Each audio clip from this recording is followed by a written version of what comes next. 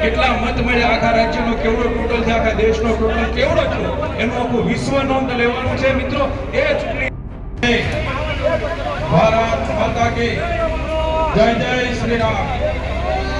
મિત્રો આપ સૌ જેની આતુરતાપૂર્વક રાહ જોઈ રહ્યા હતા એવા આપણા શહેરના અધ્યક્ષ અભયસિંહજી ચૌહાણ, આપણા લોકપ્રિય ઉમેદવાર અંકિત બામણિયા, આપણા જ વિસ્તારના સક્રિય ધારાસભ્ય પૂર્વ પ્રદેશ અધ્યક્ષ જીતુભાઈ વાઘાણી, આપણા મહામંત્રી શ્રીઓ અલ્પેશભાઈ, નરેશભાઈ, અશોકભાઈ, પશ્ચિમ સંયોજક હરીશભાઈ,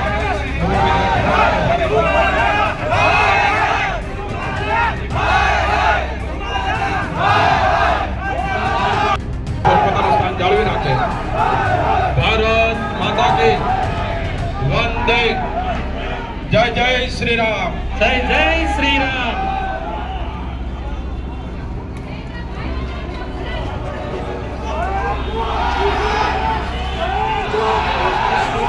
ભારત માતા કી જય. ભારત માતા.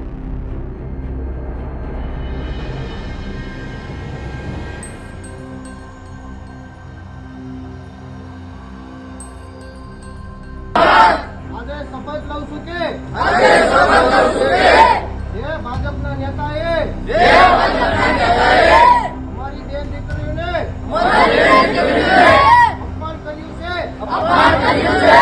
અથવા તો 18 વર્ષની દીકરીનું અપમાન કર્યું છે એનો અમે રાજપૂત સમાજ વિરોધ કરીએ છીએ અને બહિષ્કાર કરીએ છીએ.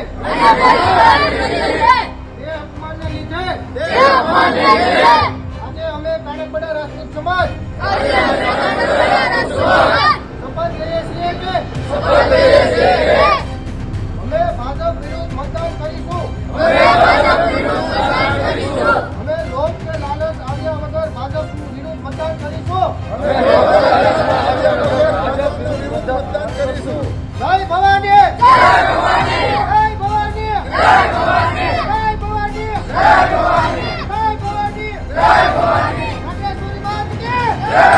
વર્ષો માટે વિકસિત ભારતનું લક્ષ્ય લઈને આપણે જે પ્રકારે દેશની સમક્ષ આવ્યા છીએ ને, આપણને સૌને શ્રદ્ધા છે કે સમગ્ર દેશવાસી ત્રીજી વખત નરેન્દ્રભાઈ મોદીને પ્રધાનમંત્રી બનાવવા જઈ રહ્યા છે. આ લખાયેલું સત્ય છે.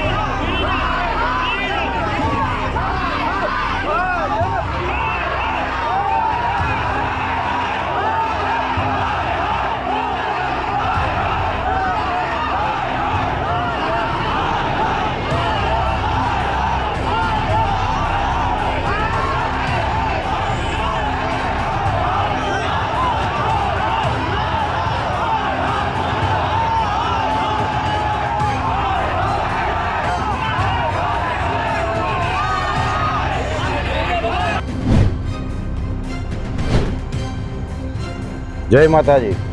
આજ રોજ અમિત શાહનું કાર્યક્રમ રાજપારડી ખડોલી ખાતે રાખવામાં આવેલ છે.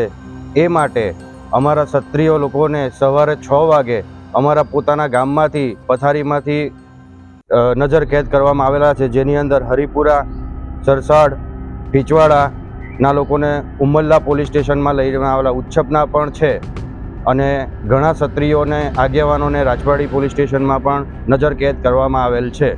તમારે કેમ નજર કેદ કરવામાં આવ્યો છે?